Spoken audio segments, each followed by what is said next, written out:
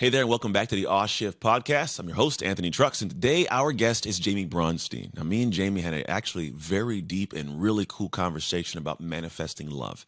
If you're a person that's in an intimate relationship or you want to get in one, this actually is a great episode to listen to because it unpacks different key components of what a relationship needs, how to tie in intuition, where there's a self-love component to it, and how it should tie in, how you should think through things. She also talks about how to never have regrets again. You'll find out what exactly you have to do, but it's possible if you listen to what she's talking through. So today, tune in. And I mean tune in is not just like mentally. Tune in with the heart of this.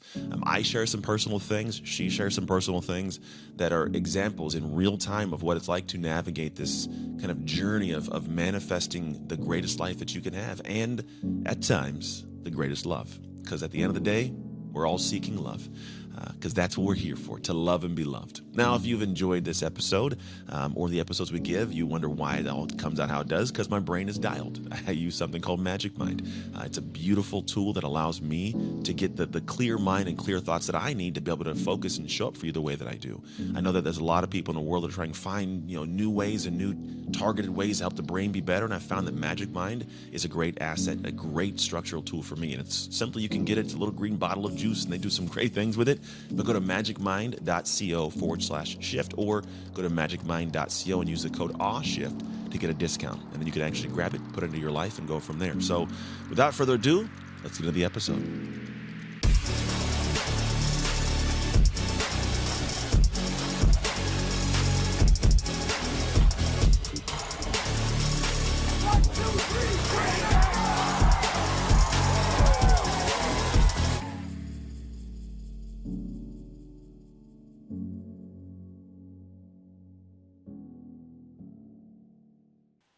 Hello, and welcome to the episode. Today we're going to do as we always do and jump right in because you just heard me tell you about all the cool things that we talked about today. Isn't it crazy how that works? Just so you guys know, which I'm sure you do, I record the intro after we record.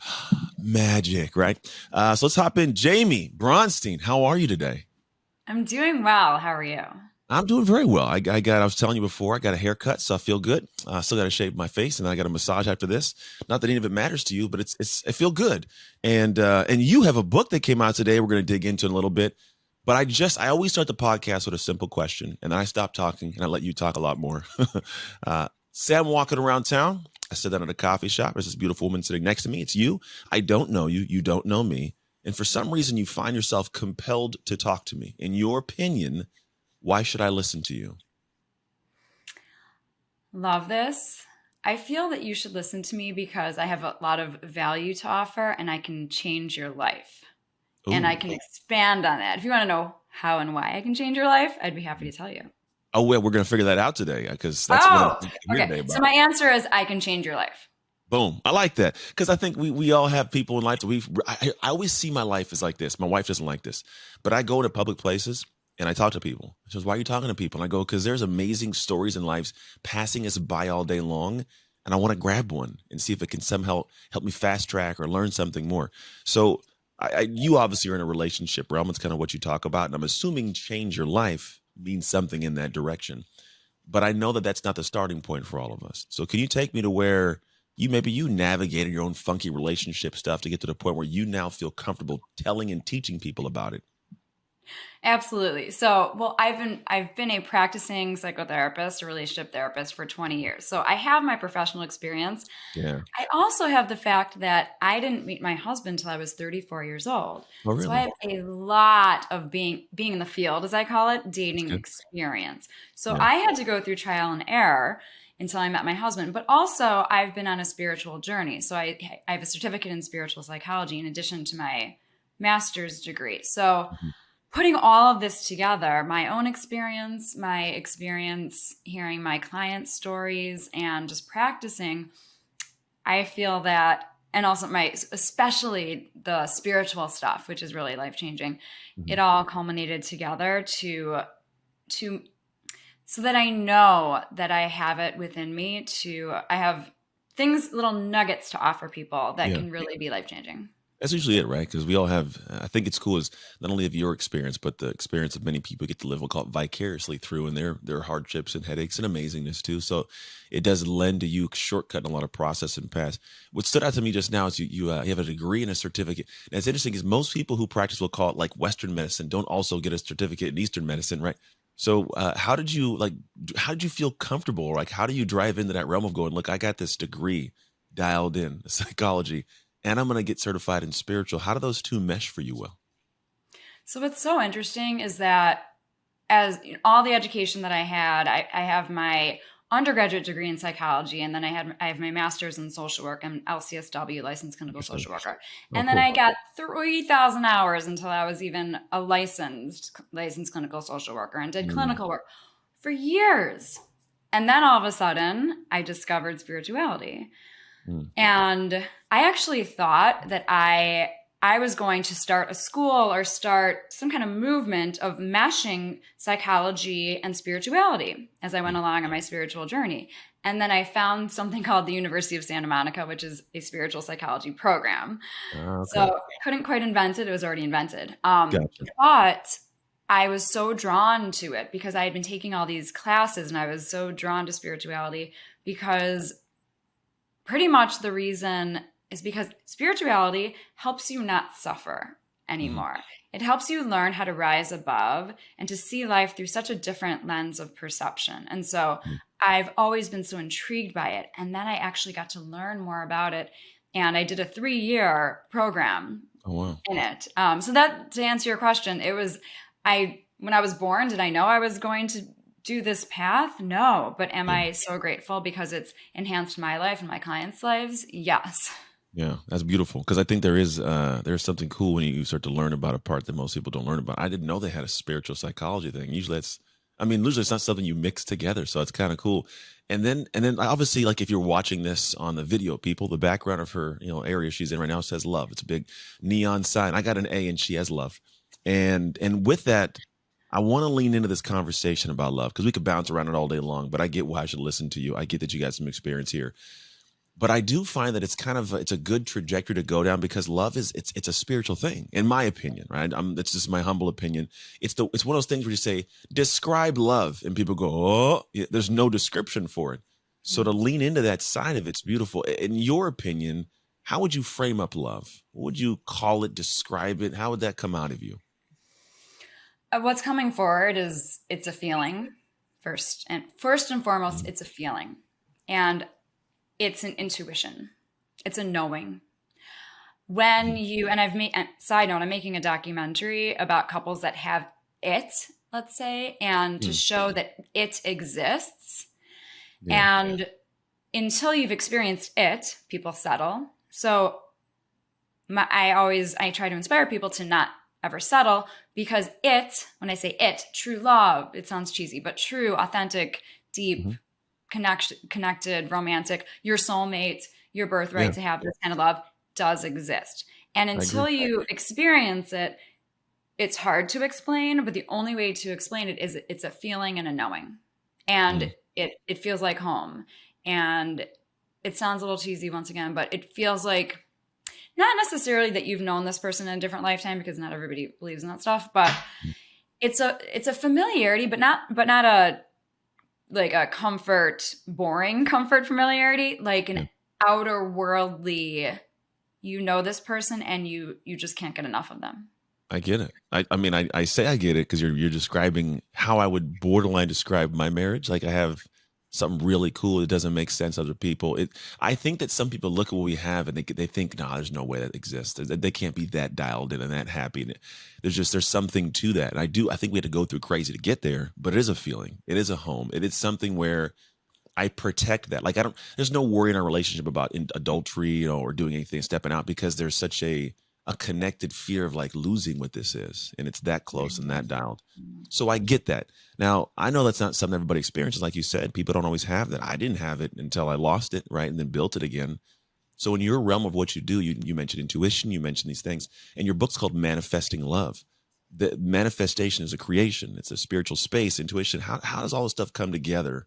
Because I believe we all are seeking love in every aspect of our lives. Yes. So I would say one of the main reasons why I wrote my book is kind of what we were just talking about, to inspire people to know that it is your birthright to have love. Your person is somewhere. And what the book helps you do is to basically figure out what is that missing piece between you and finding that love. Mm-hmm. And there are, I'm not going to give away the whole book, but there are steps to manifesting love. There's unconditionally loving yourself. There's believing it's going to actually happen. There's getting very clear on what you are manifesting. There's the intuition part. There's visualizing, there's surrendering, and in my book, I would say it stands out because you're not just intellectually learning about how to manifest love, you are actually doing it because there are exercises. So I think it's important in life, just like my spiritual psychology school, it was experiential, meaning that we actually put into practice what we were learning, and that's how you learn things.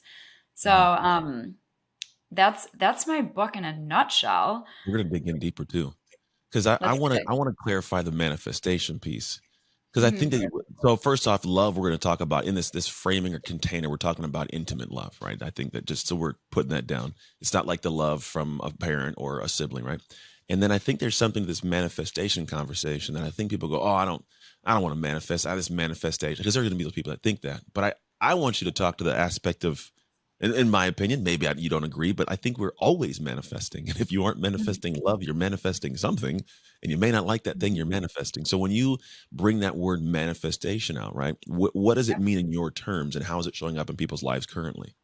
Such a wonderful question because it is such a buzzword. And the thing is, the way that I teach it, the way that I've learned, the way that a lot of brilliant people are teaching it, it is a very real thing. And the crazy thing, because you mentioned you're not only just manifesting love, you're manifesting, and you're not only manifesting in quotes good things, you're also manifesting in quotes bad or positive and negative things. So I mentioned that unconditional self-love is a really important part of manifesting anything. And the reason why, so this is what I think that manifestation, it all starts with the fact that our outside experiences are a reflection of our inner reality. Meaning that whatever is going on inside of us, we will be manifesting. And we are constantly manifesting opportunities. We're constantly manifesting people in our lives that have a reflection of what's going on inside of us. So a lot of the work that I do is I help people to resolve their unresolved issues, to heal those unresolved issues, negative narratives, limiting beliefs. For instance, I'm incapable of love. I'm not worthy of love. I'm not good enough. Whatever it is, trying to manifest a job, a friend, a lover, these things, these negative narratives are constantly going on in our subconscious. So I help people so getting a little technical, but all these negative narratives come from our ego, which is our mind. And the only thing that the mind spews out is fear and lies. So you got to drop from your head into your heart and say, okay, I'm not unworthy of love. What is the truth? The truth is I am worthy of love. I am capable of love. I can trust. A lot of people have trust issues. And it doesn't happen overnight. It takes time. It takes practice. It is a practice. Yeah. But that's how I would define how we are always manifesting, even when we're not even trying to. That's a good way of putting it, because I think we have I'm an identity guy. This whole podcast about off shift good and off shift bad moments or off shift realizations as you're planning out for us right now. And I think there is something to understand of like you are always doing, right? Whether you are aware of it or not aware of it, if you're breathing, moving your hands, we're doing something now, right? And like you said, the brain is actually a science study behind the National Science Institute found that people have like 60,000 on average thoughts a day. Of those thoughts, I want to say 85% are negative. Of those 85%, 90 are repetitive. So that just keeps pouring out. And that's what you're alluding to. And if that's the set point and you don't adjust it, then what you're creating from that set point, it's not too fun. So what's possibly the first step to leaning into to seeing it? Is it being aware of the thoughts? Is it counteracting the thoughts? Like what would somebody act towards in that understanding what we just talked about? So I always say it's kind of like when someone decides to go to AA. You have to admit there's a problem first. Sure. Yeah, true. So, and it does take awareness. So first you need to realize there is a problem.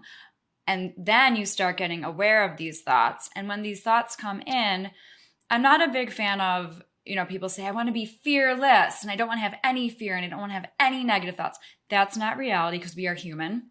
We are in human bodies. We have a human brain and a mind, but it's what am I going to do about those thoughts and those feelings? So the thought comes in, is this true? This is not true. This is just my ego trying to keep me safe, protecting me. It's fear-based. It's not the truth. Right in that moment, what is the truth? So it's catching it. And like I said, it is a practice.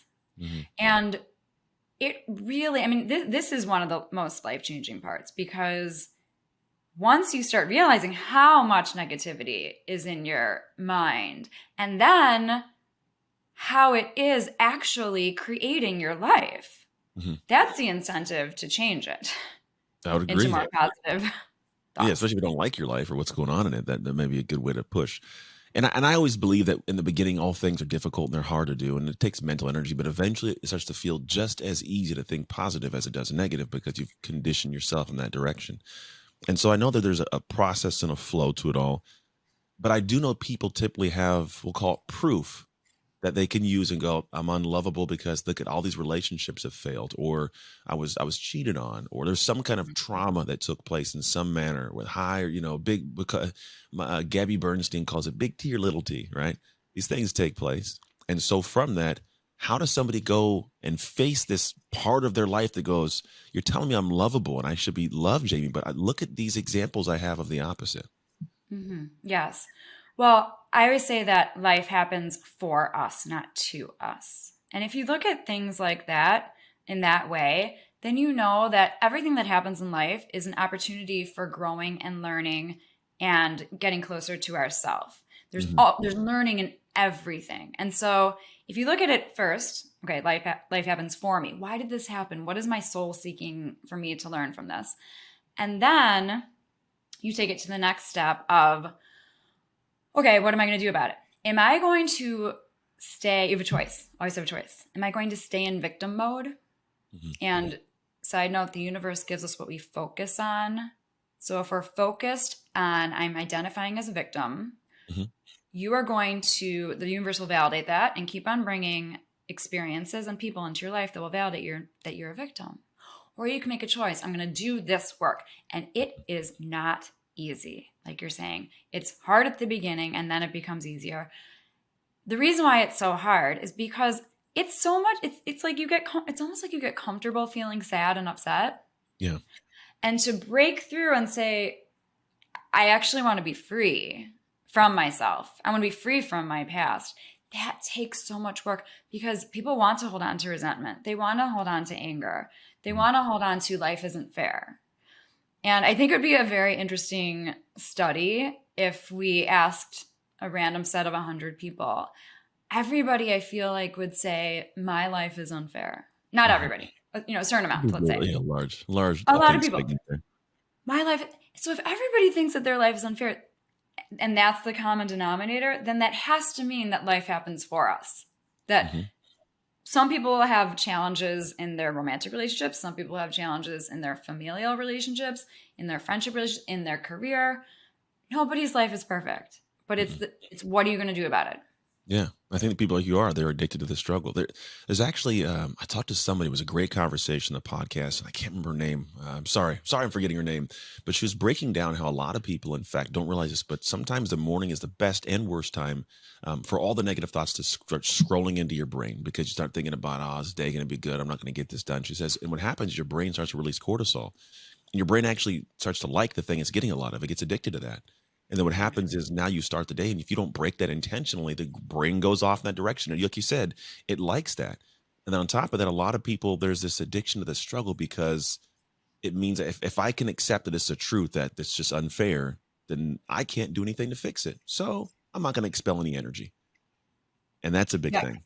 Okay. So we were both just a part of this Unbroken conference. Michael Unbroken, amazing. And at the beginning of my talk for that, I was quoting Gabor Mate. And he was saying something basically like this, which is, you can't change. You can't change. He was talking about trauma. You can't change what happened to you or for you. You can't change that. But what you can change is is what you're going to do about it. And that's what I was just saying. But he said it more of the lines of when trauma happens to Mm-hmm. you, there's something that happens inside, which we know. Mm-hmm. And this is also a little Eckhart Tolle and David Singer, Untethered Soul, Mm-hmm. which is that you put meaning to it. So if Yeah. you take away the meaning of it and you work through the emotions, then it just becomes a thing. Yeah. And it doesn't mean that you're going to forget, but it does mean that you can free yourself from the jail. Yeah. And That's good. there's something in, I don't know if it's Buddhism, I'm not sure, but it's called a samskara. And it's this crystallized energy that's inside that, like the addiction to the struggle, the addiction to the suffering. It's this crystallized energy that until you start chiseling away at it and saying, I don't need you anymore, I want to be free in this lifetime. I want to enjoy it because life is short. So that crystallized energy just starts to ooze away once you start doing this work. It's good because I think that is the journey for a lot of people. I think that like I've had stuff happen in my life, my marriage, in and out of different situations where there is that callousness you get. And it is energy and effort to create in the opposition of that feeling. The brain does like to just go, you can't fix it. It sucks. And you just sit there and you stew and you get unhappy. And I think there is something to, like you said earlier, you really, in different words, what I say is you can't push out or give out what you don't have inside. So if I Mm-hmm. don't have joy and peace and happy, it's hard to create that outside. And like you said, it's love is a feeling. I can't create that love. Well, is there a conversation here where we're bubbling around of like the self love to create an intimate love that people aren't paying attention to? Yes. The reason why, because as you're talking, I'm thinking, yes, like one could inauthentically share joy or inspire joy, but it Hmm. comes out so differently when you authentically are feeling that joy inside. And Yeah. so with romantic love, I said that our outside experiences are a reflection of our inner reality. The reason why it's especially important with romantic love is so that it's like you're manifesting what you deserve. You're deserving of love and you're feeling that inside. So the universe brings you that reflection of that. Mm-hmm. And if let's say your unresolved issue is trust, maybe you don't trust yourself, Yeah. you've been betrayed in your past, you don't trust. And so that's your samskara, that's your thing inside, the Hmm. crystallized energy. Yeah. You will attract a person that will just validate that you can't trust. So in romantic relationships, especially, it's so important to be really vibing high, feeling those high vibrations, which means joy, peace, love. I'm Mhm. not saying everybody go out and be a hippie, okay? Yeah, This I get isn't that. about That like makes complete life is sense. perfect, okay? That's not what I'm Yeah. saying. But just in a very subtle, beautiful, content, peaceful way, I'm happy with my life. And it's not every single day, but I'm at peace. I'm at peace with the past. I've forgiven myself. I've forgiven others. This is all about healing and resolving issues versus the lower vibrational depression, anxiety, resentment, anger, Yeah. contempt. So it really, truly is so important if that's what you want. If you really want to either manifest love, like you don't have love yet, Hmm. or you want to make your relationship better, Yeah.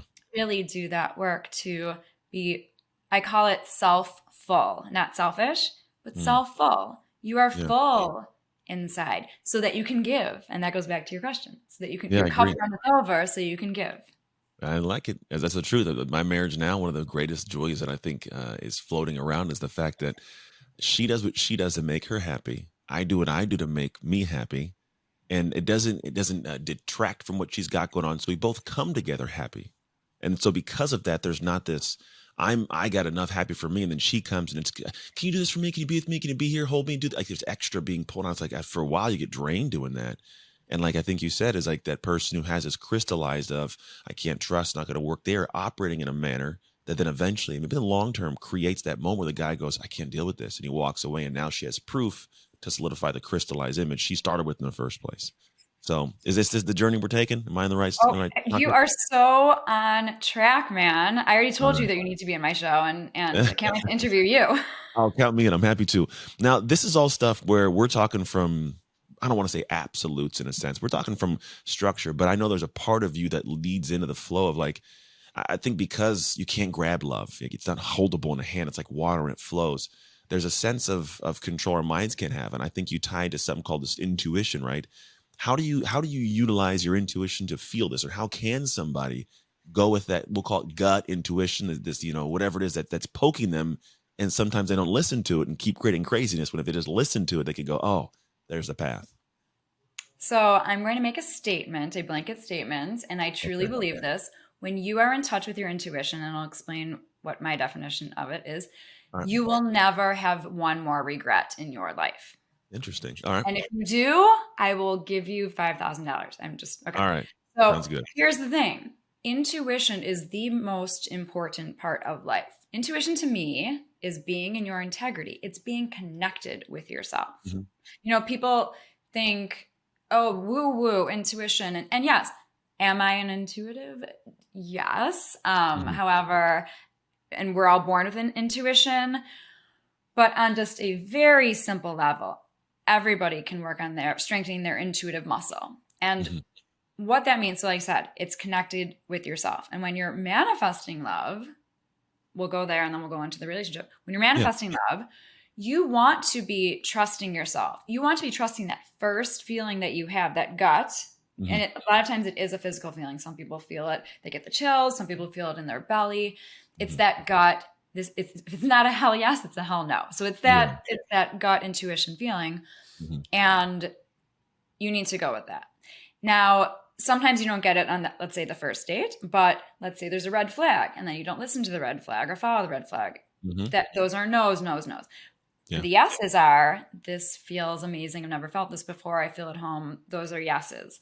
Hmm. And the problem with people not being connected with their intuition is that they start listening to their Aunt Betty. They start listening to their best friend. Hmm. They Yeah. start asking a million people, what should I do? When the thing is, and I say this to my clients all the time, you already know the answer. Hmm. And I'm not going to tell you. They'll say, just tell me what to do. And I will never. I mean, that's not my job. My job is to help you on your journey, because what I would do might be different than what you would do. And so Yeah. this is about loving ourselves and knowing ourselves. So that's before you're in a relationship. That's why intuition is so important. And then in a relationship, oh yeah, go on. What would be the difference between intuition and fear? Because I feel like there's an intuitive aspect that goes, "This is the right thing," and then a little voice that goes, "Yeah, but this is going to happen." And it's like, how do you discern between the two? Because I have definitive moments in my past where I can go, "Yeah, I should have done that," and part of me said to do it, but at the moment I felt this way, and I thought I made the right choice, but in hindsight I didn't. And I don't know how in real time you can discern between the fear of some that's saying avoid this pain you've experienced, and intuition saying, but that's the right path. Well, I do want to add in that it's important to know that everybody's always doing the best they can at the time with the tools that they I have. would agree, 100%. So just because maybe you made, in quotes, a mistake, it still doesn't mean it was horrible, because it was supposed to happen because you were doing the best you could at the time. But to help people with answering that question, because this is such a common question of what is the difference between the fear and the anxiety and the intuition. And what I like to offer is that there's two things in life, and that is it. And it is either fear or love. There's everything, every choice, every word we say, every move we make. Now I feel like I'm singing that song. It's Every okay. move Sing you it. make, I'll be watching. Okay. So everything is either fear or love. So to help discern between, is this fear or is this anxiety or is this my intuition? I don't know. Is this the fearful choice or is this the loving choice? It's a good way of looking at it. I So like it. should I be with this person? Should I end this relationship or not? Or should I get married or not to this person? The loving choice is going with your intuition. Do you intuitively Sure. feel like this is a hell yes, like I said? If it's That'd not, be then hard it's, though to do that. I don't know. Because I What'd you mean, say? It's imagine hard. yeah, say you get to the altar, right? And all of a sudden you're like, I'm not supposed to marry this person. You know how hard it would be to just do that. Some people just slide into it and just all of a sudden they're married. There's this, I saw like a weird, funny meme, but it was kind of serious. This guy goes, so I actually ran into this woman, and all of a sudden, I started, having a conversation, and I meant to break it off, and now we're 14 years married. Like there's like this, I made a mistake, and it just you go, go, go, go, go. because it's so hard to follow intuition sometimes. How does somebody start the journey of going, I see what I'm supposed to do. It's going to be really hard, but I'm going to do this. So, no, the first thing I said was just know that when you cultivate a stronger intuition, you will never have a regret ever again in your life. So that's Mhm. incentive to It's good. look into how can I improve my intuition. Yeah. And it sounds silly, but I always say literally start, if you like literally just from the ground up, start with once again awareness, Hmm. starting to be aware of all these choices that you're constantly making. Am I making them from a fear-based choice or a love-based choice?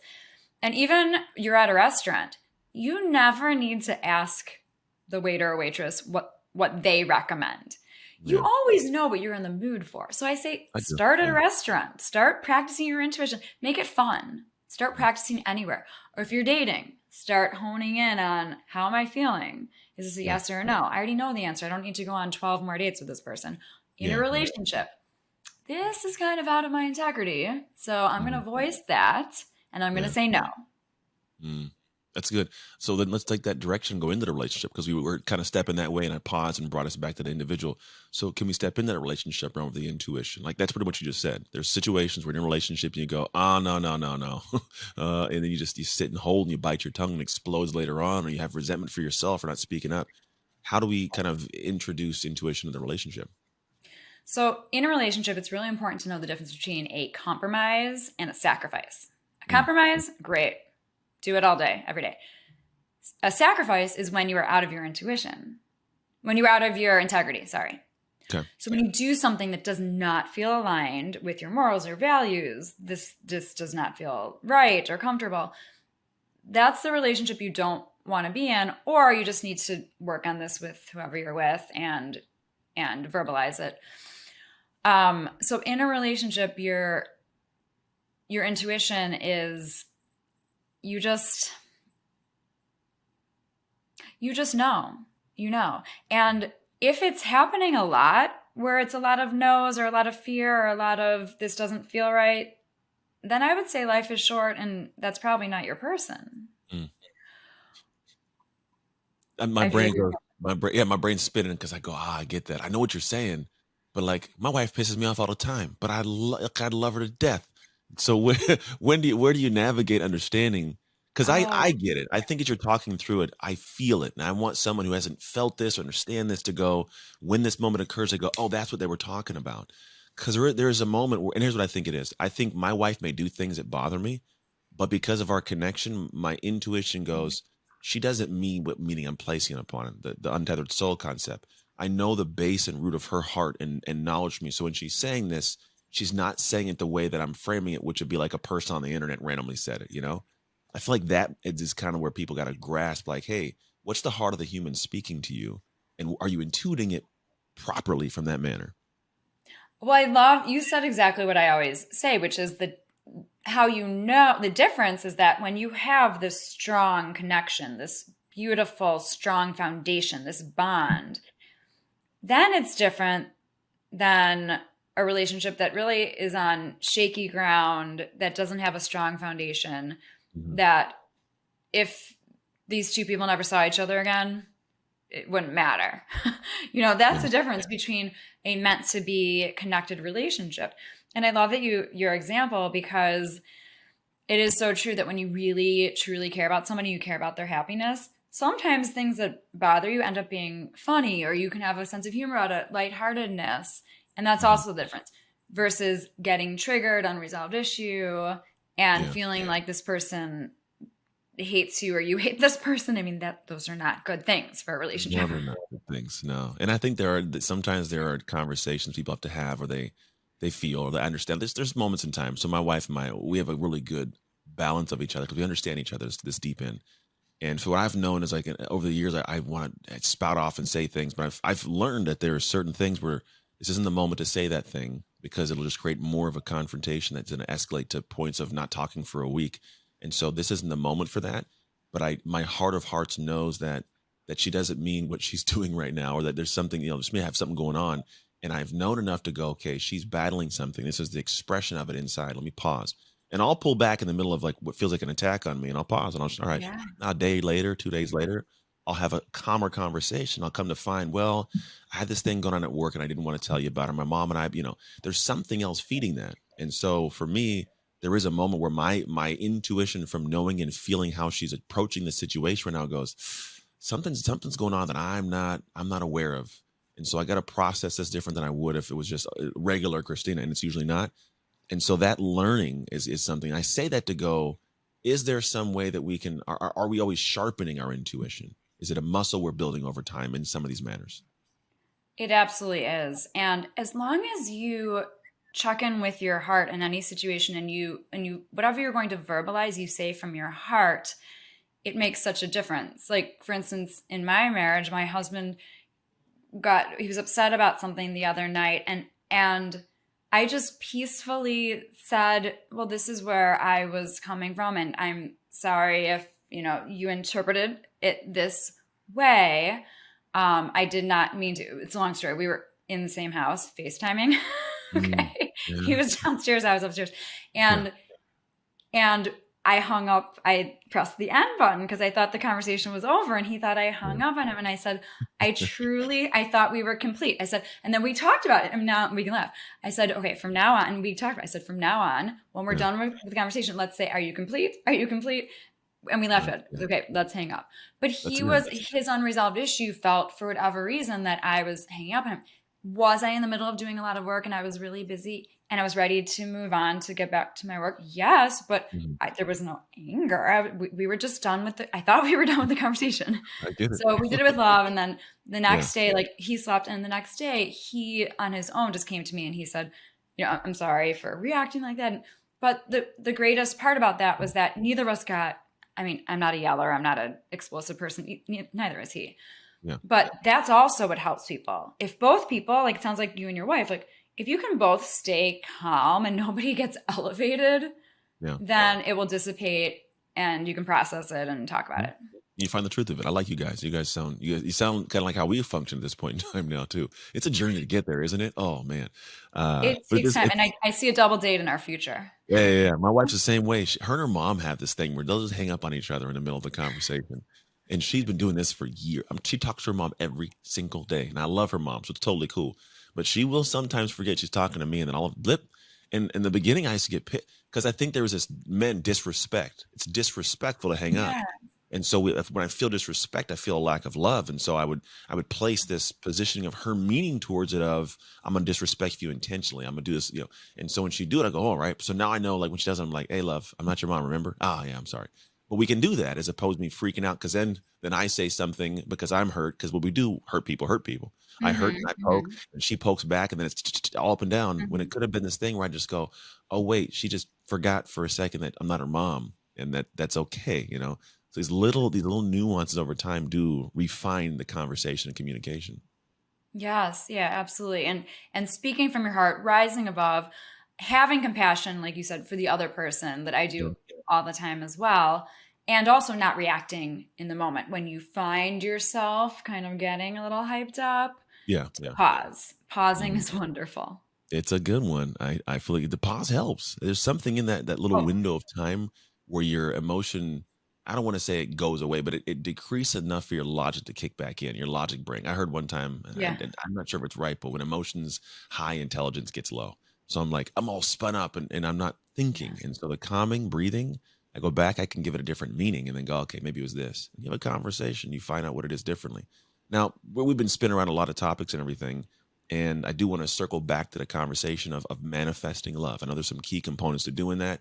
Do you mind unpacking, and we'll call it a mini preview of the book, which you guys can go get now. We'll find out how in a minute. If someone's going, man, I love what you guys are talking about. I want this kind of love that I don't have, or I want to deepen the love I currently have.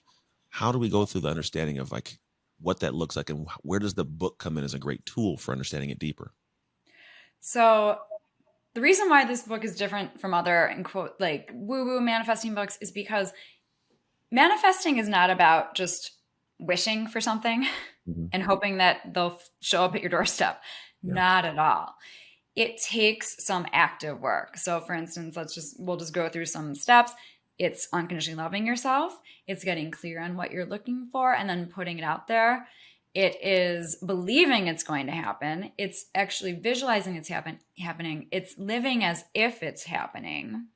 And then at the end of the day, it's surrendering. It's saying, I know what I want, but I know that the universe will give me what I need. Mm. And this or something better for the highest good of all concerned. Anybody in your past who you thought was the one, if you trust, then that next person will come in and you'll feel even more because you trust. So there's Mm. so much more in the exercises.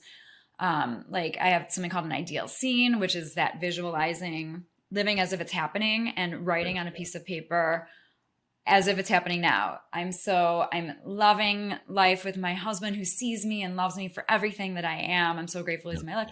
My husband and I are living a life of financial freedom. I mean, you can put anything specifically in there. Mm. And there's also the intuition, which is my favorite topic, which is the greatest part, one of the greatest teachings that you'll learn. You will learn how to hone in on your intuition, strengthen your intuitive muscle. So once again, I'll say it for the third time because I feel so strongly about it. You will Yeah. never have a regret again in your life if I you get learn how to strengthen your intuition. Mm-hmm. I mean, it's tough to accept that because along the journey you will have some regrets, for being honest. But once you get it dialed in, I can trust that, because I think it'll be back and forth. Because I have like guttural senses now, which I guess you'd call intuition, which tells me very specifically what the choice is. And then I have an internal conversation if I'm going to follow it. Like if I'm being Yeah. honest, right? So like Yeah. I'm my kids they do sports and everything, and for example, my wife has a track meet going on in Seattle, and it's going to be my son will be running in the same meet the day I want to say the 13th, and then she runs the 14th, and she's like, I'm gonna have a lot of meets. You don't have to come and watch this meet. And she's not worried about me, but I'm gonna watch my son. I have an event with some great people from the 14th to the 16th. So I would have to miss a day of this to watch her run. Now, me sitting with the people I'm gonna be with, they're high level humans. It's a room that people would pay a lot of money to get into. And my gut goes, if I can be present to watch my wife run every whatever race it is, 30 years from now, that's gonna matter more than the room of people I'm in for business. And so my intuition goes, you're gonna miss the meeting. You're gonna watch your wife's track meet. But my brain goes, but yeah, but she already said it's okay for me not to go. It's not gonna, right? And so there's that conversation. My intuition goes, no. So I'm gonna be late to that thing. And I made that choice. But I don't know if it's always that easy for people. I think that there's always that internal conversation, and what you gutturally like you want and what you know is right sometimes don't match. Okay, so in this situation, if you closed your eyes for a second, Yeah, okay. What is the loving choice versus what is the choice made out of fear? that's true. Oh, because a loving choice is my wife. The fear is FOMO. What am I missing out on if I don't go with these people? But the And loving choice also, is, yeah. we haven't talked about scarcity mode, but do you know what? By not going to the work thing, the Mhm. career thing, it would be the scarcity versus abundance mode, the FOMO, the what if it doesn't happen again, or what opportunity am I going to miss? Oh, I love this. I love this. That you It's real just life. you just found out what the loving choice is. Boom. Hey, look at that, people. We have seen it in real life in real time. I think I want to conclude on this. I have two questions for you. Okay. First question is, where can I send people to get the book and to get more information or more you in the world? Oh, thank you. So, well, my website is therelationshipexpert.com and all of the links will be there. My Instagram is at the relationship expert, no E at the beginning of expert, just X. And my book is available on Amazon, Barnes and Noble. It's on the Simon and Schuster website. It's through Postal Press. It's all over. The thing Mhm. about my title is it's called Manifesting, a step-to-step guide to attracting the love that is meant for you. Now, Mm. if you put that in Amazon, there are a lot of Yeah. manifesting books. So you need to put in manifesting and then my name, Jaime, Bronstein, Bronstein. Also, there's if you actually you are I was going to say there's a pre-incentive, but you are publishing this episode after my book is we're in the Yeah. future now. So don't worry about the pre-incentive. Now we are just selling the book because the book is Yeah. available to actually buy and you can get it in 2 days. And in general, also, I'm going to be giving you a link for my free gift, which is 7 days of manifesting love. You get an email for 7 days. I'll give you the link to sign up for that. Awesome. So make you guys check the link out in the body of this actual post. If you're watching on the website or if you're on YouTube, iTunes, wherever it's at, you'll find the link floating around. And the second question, final question. Yeah. What promise did God make to the world when he created you? I just got the chills. God made the promise to the world that I would bring more love to this world, inspire people to know that true love exists, to help people change their lives for the better, and to bring as much joy and peace and less suffering to people in this lifetime. And I want to add more. Very good. God gave me light so that I could share my light and help people recognize their light within. That's beautiful. All of it was very well stated, and it was not crafted or curated because, just so you guys know, no one knows the question in advance. So this is people's pure heart pouring out. That was a good one. And I'm crying now. In a good way, though, in a good way. Yes, I yeah. think there's something to this, there's work that we all do, because I'm in the same boat. There's things I create, and there is nothing like the impact made in another human being's life. There's nothing like it. I can make all the money I want and do all the things, but when I can have somebody come back and go, thank you, like I have a moment or had a moment with my husband or my wife that I haven't had in years, or I've been able to have this pride over an accomplishment I never thought I'd have. Like those moments are like, yeah, that's why I'm here. And so I see you. I Beautiful. see you too. Thank you. Those of you guys who are tuned in right now, thank you for hanging out with us also. Make sure to go check out all the links and go grab the book. It's available now in all the places that books are sold. Make sure you grab it. Here's the thing. This episode is one that you might have to re-listen to. We talked about a lot in a small amount of time, but if you benefited, if something like lingers in your heart right now, please go and let us know. Comment, share, review, all the fun stuff. But also, there's going to be someone in your life you've been trying to reach with something like this and haven't been able to because sometimes you're too close. And I have a feeling that Jamie's words can reach them. So do me and them a favor and share this episode with them so they can get that change that honestly could be the one that she talked about when you may meet her in public is the one that'll change their lives. That's it. As always, make the most of your off shift moments so you can make shift happen. It's Anthony Trucks and Jamie Bronstein signing off. Thank you. Hey, thank you for tuning into the Awe Shift podcast. I pray that we gave something amazing to your life. And if you found this episode served you in some way, I would love if you could share it with people you know, people you love, as well as your community, because you never know who needs that simple little seed that can grow into something amazing for their life. And the actual training doesn't stop here. If you want your free copy of the show notes sent to you after every episode so you can get the major points consolidated down, simply go to textanthony.com and message the word notes. Till next time, make shift happen.